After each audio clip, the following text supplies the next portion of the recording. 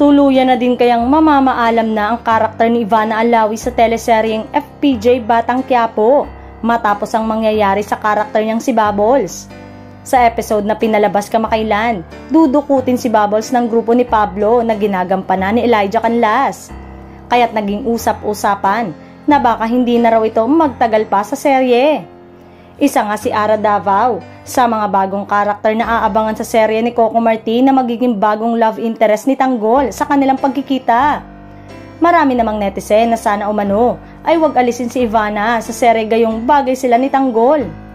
Tinanong din ng isang source kung mawawala ba si Ivana sa serye ngunit hanggang ngayon ay wala pa ring sagot. Talang may ilang stolen shots ng ilang eksena sa Batang Quiapo na kumakalat na sa TikTok at doon ay makikitang magkasama sa scene sina Coco Martin at Ara Davao.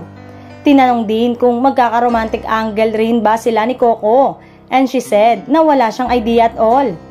Ganon pa rin pala kasi ang sistema sa Batang Quiapo. Nalalaman na lang nila ang tatakbuhin ng storya pag nasa set na sila. Marami nga ang nakapanood sa ilang eksena niya sa Batang Quiapo and in all fairness, mahusay siya.